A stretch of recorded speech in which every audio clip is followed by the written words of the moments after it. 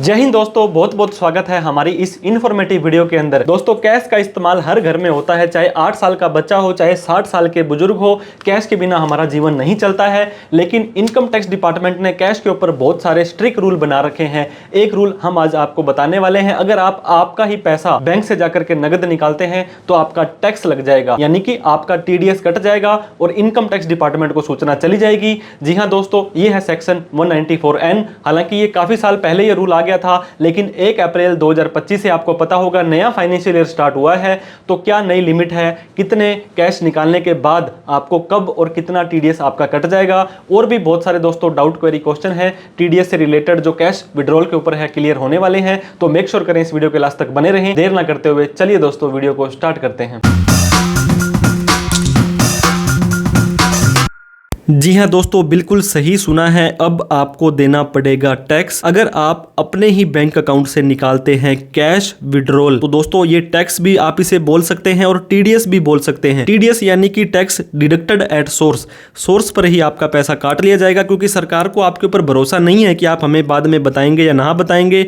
Section 194N दोस्तों, ये नया सेक्शन इंट्रोड्यूस किया गया था 1 अप्रैल 2025 से। इसके अंदर क्या नई नई लिमिट आपको मिलने वाली है, सारी की सारी चीजें आपकी डिटेल के अंदर डिस्कस करने वाले हैं। तो सबसे पहले हम बात करेंगे सेक्शन 194N 194 सेक्शन। दोस्तों बजट 2020 के अंदर आया था। यह सरकार कहती है कि हम आपका TDS काटेंगे अगर आप कैश विड्रॉल करते हो। आपका पैसा है लेकिन टैक्स आपसे हम ले लेंगे अगर आप नगद निकालते हो किसी भी अकाउंट से, चाहे आपका सेविंग का अकाउंट हो, सैलरी का अकाउंट हो, करंट अकाउंट हो। कई बार तो किसानों का दोस्तों टैक्स कट जाता है जो कि KCC होती है। किसी भी तरह का कोई लोन का अकाउंट हो। 1 सितंबर 2019 से साल के बीच में ही सरकार ने यह रूल लागू कर दिया था, इसलिए यह सेक्शन 194N लाया गया था। दोस्तों डिस्करेज करना था कैश को, क्योंकि आपको पता होगा जो भी 2 नंबर के लेन देन होते हैं, ऑफ रिकॉर्ड ट्रांजैक्शंस होते हैं, वो कैश के अंदर होते हैं। तो ट्रांजैक्शंस को प्रमोट करना है डिजिटली, डिजिटल इकोनॉमी को प्रमोट करना है।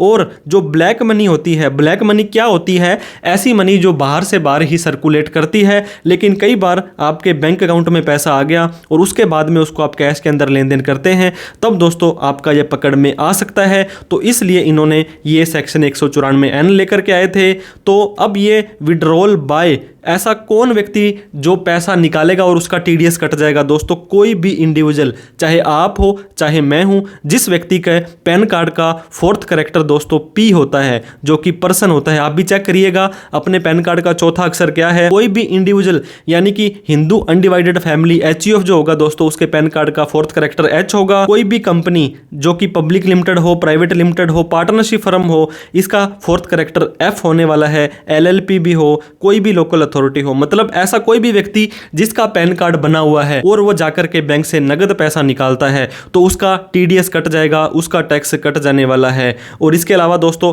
एसोसिएशन ऑफ पर्सन AOP होता है, AOP का भी 4th कैरेक्टर A होगा। बॉडी ऑफ इंडिविजुअल का 4th कैरेक्टर B होगा। ट्रस्ट है दोस्तों, उसका 4th कैरेक्टर T होगा। कोई भी एंटिटी जो नगद निकालती है, और निकालना किसके थ्रू है? By withdrawal slip. दोस्तों आजकल तो ये बहुत कम हो चुका है। आप बैंक में जाते हैं, वहां जाने के बाद पर्ची भरते हैं और कैशियर को जाकर के वो पर्ची या अपना कैश बुक देते हैं, पासबुक वगैरह देते हैं, और वो आपके पैसे निकाल के दे देता है। एक तो ये मेथड हो गया। दूसरा मेथड दोस्तों ATM कार्ड से भी डेली की आपको पता होगा किसी बैंक में 25,000, किसी बैंक में 40,000 रुपए की लिमिट है। तो इस केस में भी आपका कैश विड्रॉल माना जाएगा। कोई आपकी टर्म डिपॉजिट यानी कि FD थी और वो FD आपकी पूरी हो गई, उसका भी पैसा अगर आप नगद में निकालते हो। एक बहुत बड़ा मिसकंसेप्शन दोस्तों, cash withdrawal by third party through bearer cheque. अब क्या होता है, किसी व्यक्ति को आपने 10 लाख रुपए देने थे, आपने उसको चेक दे दिया और वो चेक पे आपने यहाँ पे कुछ भी नहीं लिखा और उसको 10 लाख रुपए यहाँ पे लिख करके उसको दे दिए। एक गलती आपने क्या की, यहाँ पे ऐसे 2 लाइनें नहीं लगाई, जिसे कि अकाउंट पे ही होता है कि उस व्यक्ति के अकाउंट में ही जाएंगे। अब ये व्यक्ति बैंक में गया, ये बोला कि सर ये लो 10 लाख का चेक, मुझे नगद दे दो, तो वो कैश निकाल के दे देंगे। तो दोस्तों ये चेक से पैसा निकाला, ये भी कैश ही माना जाएगा। अगर ये चेक उस व्यक्ति के अकाउंट अकाउंट के अंदर बैंक के अकाउंट में ट्रांसफर होता तब ये कैश ना माना जाता। तो इस चीज का भी आपको मेक श्योर करना है, आगे से किसी को भी चेक दें तो 2 डंडे लगा करके दें। तो अब कौन टीडीएस आपका काटेगा दोस्तों?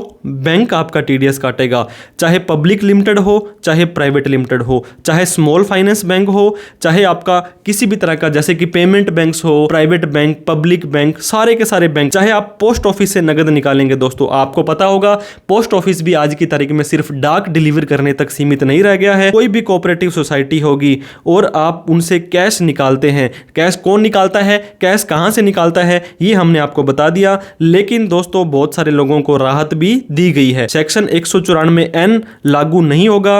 अगर कोई भी गवर्नमेंट की एंटिटी एक बैंक दूसरे बैंक से नगद निकालते हैं, कोऑपरेटिव बैंक्स निकालते हैं, कोई भी बिजनेस कोरेस्पोंडेंट बैंकिंग कंपनी, आपने दोस्तों सुना होगा बैंक बीसी होती है। बहुत सारे ऐसे लोग होते हैं जो इस बैंक की फ्रेंचाइजी ले लेते हैं, खाता भी खोल देते हैं, पैसे का लेन देन भी करते हैं।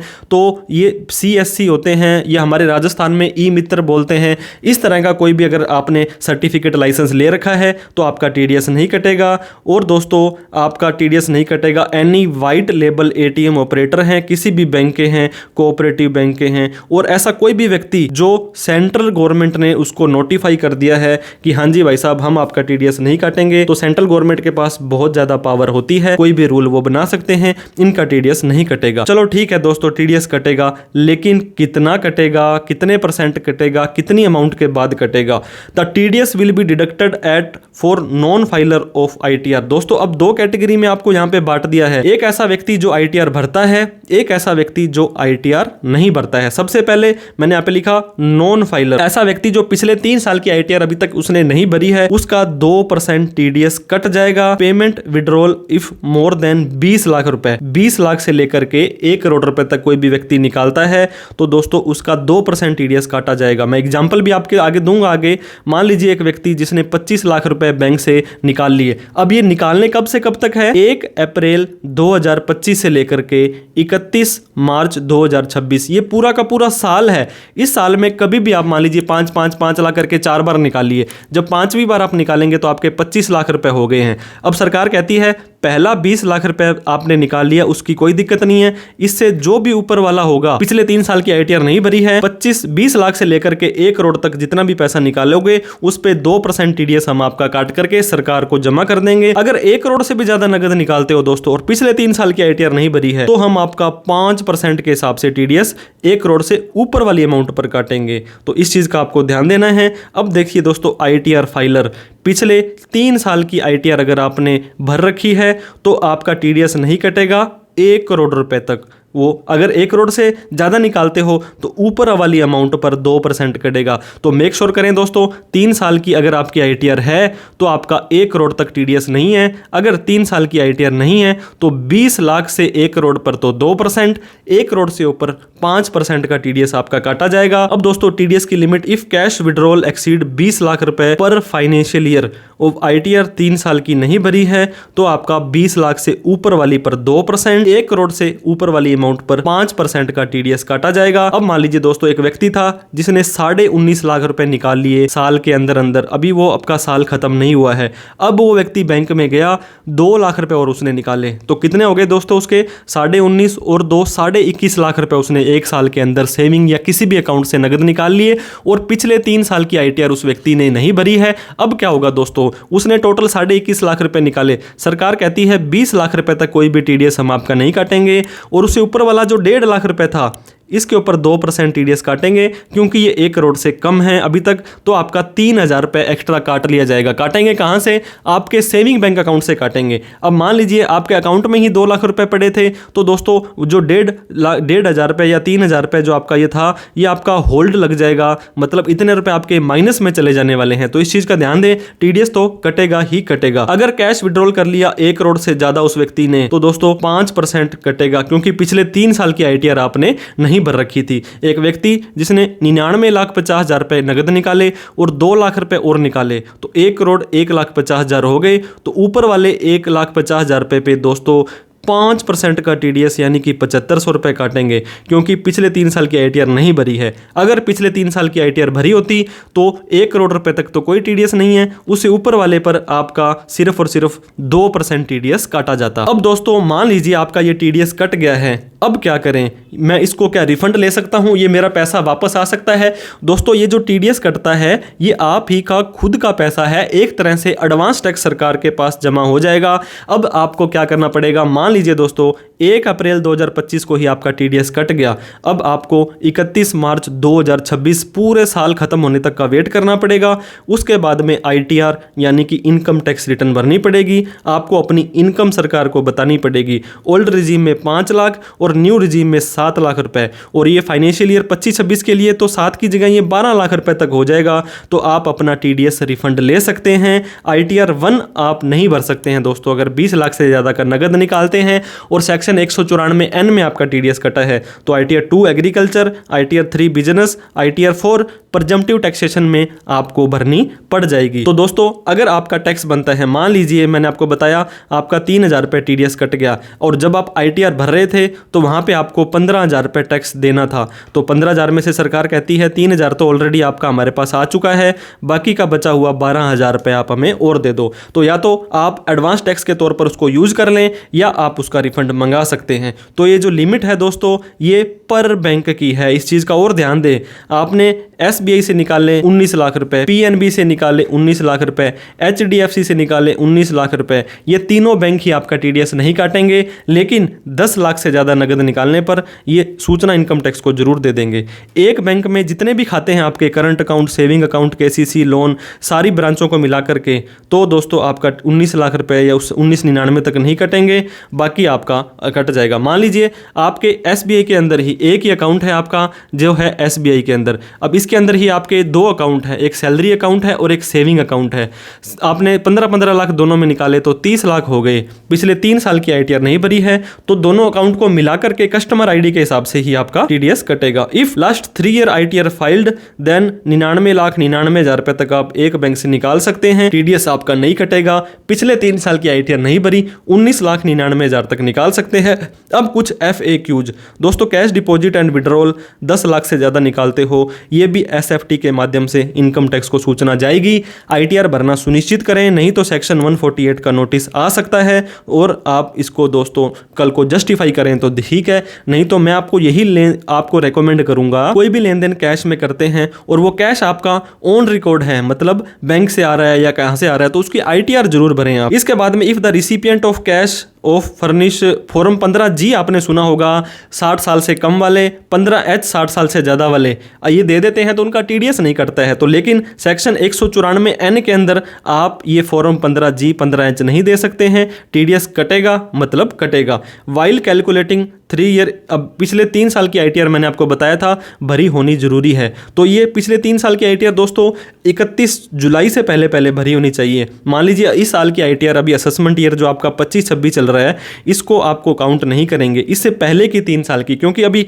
असेसमेंट ईयर 25-26 की तो 31 जुलाई डेट पड़ी है, तो असेसमेंट ईयर 24 की, 23 की, 22 की, ये तीनों रिटर्न आपकी भरी होनी चाहिए पिछले 3 साल की रिटर्न के लिए। अब टीडीएस कहां पे आपको पता लगेगा? जब भी दोस्तों आपका टीडीएस कटता है अगले महीने की 7 तारीख तक सरकार को जमा हो जाता है और जब आपका क्वार्टर एंड होता है उसके 30 दिन के अंदर अंदर वो टीडीएस की रिटर्न भरते हैं, आपके ऑनलाइन शो हो जाएगा। जैसे ही शो होगा फॉर्म 26AS, आप अपना टीडीएस खुद कैसे चेक कर सकते हैं इसके ऊपर हमने डिटेल में वीडियो बना रखी है, वो भी जरूर देखें। और अगर आपने पैन नंबर नहीं दिया दोस्तों तो आपका 20% टीडीएस कटेगा और वो ऑनलाइन भी शो नहीं होगा, तो इस चीज का आप मेक श्योर करें। भारतीय मूल के लोग होते हैं दोस्तों, आज की तारीख में NRI हो चुके हैं, इंडिया से बाहर रहते हैं और वो कैश विड्रॉल करते हैं, तो क्या उनको भी टीडीएस कटवाना पड़ेगा? जी हाँ दोस्तों, उनको भी टीडीएस कटवाना पड़ेगा। अगर किसी व्यक्ति ने मान लीजिए 1.5 करोड़ रुपए निकाले और वो NRI अकाउंट मेंटेन करता है तो उसका भी टीडीएस काटा जाएगा, क्योंकि 1 करोड़ से ऊपर वाली अमाउंट पर 2%। अगर पिछले 3 साल की आईटीआर भरी है तो NRI के लिए भी सेम के सेम रूल लागू होने वाले हैं। How this limit of 20 lakh या 1 करोड़ कैलकुलेट होती है, ये दोस्तों पर बैंक की होगी, मैंने बता दिया। एक बैंक में जितने भी अकाउंट है कस्टमर आईडी से, SBI में 19 लाख, PNB में और HDFC में 19 लाख, तो ये दोनों या तीनों बैंक ही आपका टीडीएस नहीं काटेंगे, क्योंकि एक बैंक को नहीं पता है कि दूसरे बैंक से आपने क्या लेन देन किया है। दोस्तों लिमिट फॉर जॉइंट अकाउंट, आप जॉइंट अकाउंट खुलवाते हो तो आप 2 जने हो या 3 जने हो, अकाउंट नंबर तो आपका एक ही है, कस्ट आईडी भी हो सकता है एक हो, तो सारों को मिलाकर के वही 3 साल की ITR नहीं भरी है तो 20 लाख, और 3 साल की ITR भरी है तो 1 करोड़ की लिमिट आपके ऊपर लागू होने वाली है। कैसे चेक करें दोस्तों, हाउ टू चेक कि आपकी लिमिट जो है ये 20 लाख रुपए है या 1 करोड़ रुपए है, ये मैं आपको इनकम टैक्स के पोर्टल पर लेके चलता हूं और आपको सिर्फ और सिर्फ 1 मिनट के अंदर ही आपके पैन कार्ड के माध्यम से बताने वाला हूं कि आप अपना TDS कितना कटेगा वो कैसे चेक करना है। तो दोस्तों आप भी जानना चाहते हैं कि आपकी जो TDS है कैश निकालने पर 20 लाख के बाद कटेगा या 1 करोड़ के बाद कटेगा, आपको सिंपली किसी भी ब्राउजर में ये काम आप फोन से भी कर सकते हैं। incometax.gov.in के होम पेज पर जैसे आप आएंगे ये देख सकते हैं क्विक लिंक के अंदर काफी सारे ऑप्शन आपको दिखाई दे रहे हैं। आपको दोस्तों बिल्कुल ही लास्ट के अंदर आ जाना है। यहाँ पे क्या लिखा हुआ है, TDS ऑन कैश विड्रॉल। इसका क्या मतलब हुआ कि कितना TDS आपका कटने वाला है, इसके ऊपर आपको क्लिक कर देना है। अब आपसे 2 चीजें पूछी जाएंगी। ऐसा व्यक्ति जिसका आप TDS चेक करना चाहते हैं उसका पैन नंबर और एक मोबाइल नंबर, दोस्तों कोई भी मोबाइल नंबर आप यहाँ पे डाल दें जिसके ऊपर एक OTP जाने वाला है। तो जैसे ही हमने पैन नंबर और मोबाइल नंबर डालने के बाद कंटिन्यू के ऊपर क्लिक किया, अब दोस्तों एक 1 टाइम पासवर्ड OTP आपको आ जाएगा। ये कोई भी नंबर हो सकता है, कोई टेंशन लेने वाली बात नहीं है। तो जैसे ही ये OTP डालने के बाद कंटिन्यू बटन पर क्लिक करेंगे, अब यहाँ पे आप देख सकते हैं दोस्तों TDS should be deducted at the rate 2%। अगर कैश विड्रॉल आप कर लेते हो 1 करोड़ रुपए से ज्यादा तो इसकी 20 लाख रुपए से ज्यादा के ऊपर TDS नहीं कटेगा, क्योंकि इस व्यक्ति ने हो सकता है पिछले 3 साल की ITR भर रखी हो। और वहीं पर एक बार मैं आपको ऐसा पैन कार्ड भी बता देता हूं जिसने पिछले 3 साल की ITR नहीं भरी है, same process TDS on cash withdrawal पर आप आ जाएंगे। यहाँ पे आपको अपना पैन नंबर और मोबाइल नंबर डाल देना है। तो दोस्तों एक नया पैन नंबर और मोबाइल नंबर डालने के बाद जैसे ही हम कंटिन्यू पर क्लिक करते हैं, एक OTP फिर से इनकम टैक्स वाले हमारे मोबाइल नंबर पर भेज देंगे, फिर हमें कंटिन्यू पर क्लिक करना है। अब यहां पर आप देख सकते हैं दोस्तों TDS शुड बी डिडक्टेड 2% अगर आप 20 लाख से ज्यादा निकालते हो और 5% अगर आप 1 करोड़ से ज्यादा निकालते हो, क्योंकि इस व्यक्ति ने जो रिक्वायरमेंट है सेक्शन 194N की पिछले 3 साल की ITR वाली पूरी नहीं की है। तो इस तरह से आप अपना TDS 20 लाख के बाद या 1 करोड़ के बाद कटेगा बड़ी ही आसानी से चेक कर सकते हैं। इसके अलावा एक और डाउट दोस्तों आता है, मल्टीपल ब्रांचेज है। मान लीजिए SBI के आपके 2 अकाउंट हैं, एक A सिटी में है और एक B सिटी में है, लेकिन बैंक आपका सेम है, पैन नंबर दोनों में सेम दिया हुआ है, तो सारी की सारी ब्रांचों को आपकी एक ही अकाउंट माना जाने वाला है। कैलकुलेट लिमिट है जो 20 लाख रुपए की या 1 करोड़ रुपए की, ये फाइनेंशियल ईयर वाइज होगी दोस्तों, 1/4/25 से 31/3/26 के बीच में। अब मान लीजिए मार्च का महीना आ गया और आपने 19,50,000 रुपए निकाल लिए, तो दोस्तों ये महीना निकाल लेने दीजिए और अप्रैल में आपको फिर से नई लिमिट 20 लाख की या 1 करोड़ की मिल जाने वाली है। Is TDS applicable to UPI? बहुत सारे लोग दोस्तों फोन पे गूगल पे वगैरह करते हैं, तो क्या इसमें भी TDS कटेगा? नहीं दोस्तों, इस पे TDS नहीं कटेगा। Online net banking, NEFT, RTGS, IMPS से नहीं कटेगा। सिर्फ और सिर्फ कैश, बाबू भैया कैश और रोकड़ा जब भी आएगा तभी आपका TDS कटेगा। Try to give money through online. क्या सोल्यूशन है दोस्तों, आप कैश का लेन देन ना करें। देखो जहां पे करना है वहां पे तो करना ही पड़ेगा, लेकिन वो ऑफ रिकॉर्ड ही आप करें। और इसके अलावा other than cash UPI, NEFT, RTGS account पे चेक वगैरह दें, इंटरनेट बैंकिंग से दें और ITR तो जरूर भर दें दोस्तों। ITR नहीं भरते तो सेक्शन 148 तो रेडी है आपके लिए, हमेशा ही तैयार रहेगा, और उसमें प्रॉपर रिटर्न भरें और अपने रिकॉर्ड रखें कि पैसा कहां से आ रहा है, कहां से जा रहा है। आप एक अपना पर्सनल CA जरूर रखें दोस्तों। आजकल तो डिजिटल जमाना है, आपका पर्सनल CA नहीं है तो मैं आपका छोटा भाई हमेशा आपके लिए अवेलेबल हूं। 88,750,42,000 पर आप कॉल, मैसेज, व्हाट्सएप कर सकते हैं। आप अपना पैन कार्ड अपडेट रखें, अननेसेसरी लेन देन ना करें। AIS, TIS और 26S जरूर चेक करें। ये कैसे चेक करते हैं इसके ऊपर डिटेल में वीडियो बना रखी है। साल में कम से कम एक बार तो आपको चेक करना ही करना है दोस्तों। वीडियो अच्छी लगी हो तो लाइक करके हमारा हौसला बढ़ा दें, बहुत ही मेहनत से आपके लिए वीडियो बनाते हैं। इसके अलावा दोस्तों कोई भी डाउट, क्वेरी, क्वेश्चन हो तो आप हमें कमेंट करके पूछें, हम उसका रिप्लाई देने की कोशिश करेंगे। इस वीडियो को उन सभी लोगों में शेयर करें जो कैश के अंदर लेन देन करते हैं और उन्हें ये TDS का रूल नहीं पता था, अभी तक हमें सब्सक्राइब नहीं किया है तो प्लीज कर लें। कोई डाउट, क्वेरी, क्वेश्चन हो तो कमेंट करके आप हमसे पूछें, हम उसका रिप्लाई देने की कोशिश करेंगे। Thank you so much for watching this video. जय हिंद, जय भारत।